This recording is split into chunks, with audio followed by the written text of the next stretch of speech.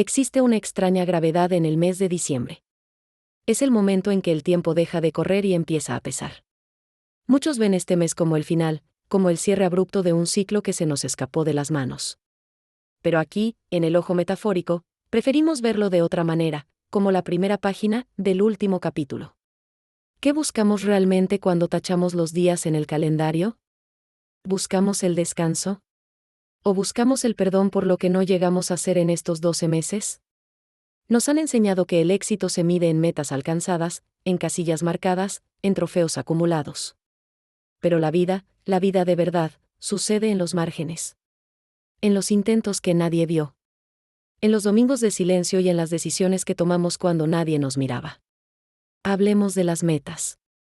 Esa palabra que en diciembre retumba como un eco en una habitación vacía.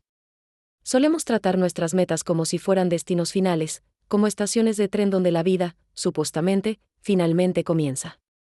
Nos decimos, cuando llegue allí, seré feliz, cuando logre esto, descansaré. Pero, ¿qué sucede cuando llegamos y el paisaje es el mismo? La falacia de la meta es creer que somos un producto terminado. Propongo que en este diciembre miremos la meta no como un punto en el mapa, sino como un horizonte. El horizonte tiene una función mágica y casi cruel, nunca se deja alcanzar. Pero no está ahí para frustrarnos, sino para que no dejes de caminar. Si alcanzaras el horizonte, este dejaría de existir, y tú dejarías de moverte.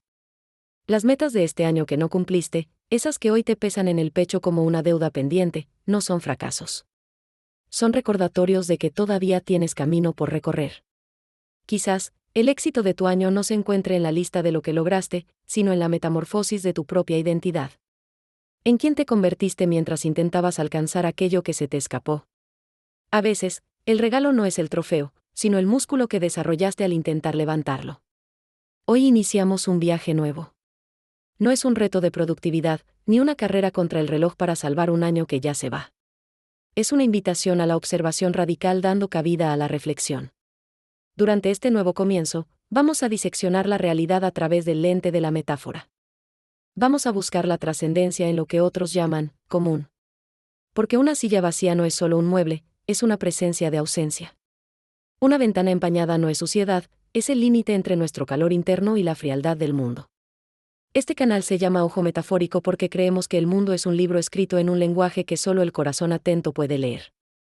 Si ves un objeto cotidiano y no encuentras una historia, es que estás mirando con los ojos, pero no con el alma. El reto de este nuevo comienzo es, no solo publicar cada día, sino ver algo nuevo cada día. Aprender a leer las señales en las grietas de la pared y en el ritmo de nuestra propia respiración. Al final, el significado del cierre de año no está en lo que acumulamos, sino en la claridad con la que somos capaces de mirar lo que nos queda. Este es nuestro último capítulo del año. Asegurémonos de que la narrativa valga la pena, no por los grandes eventos, sino por la profundidad de nuestra mirada.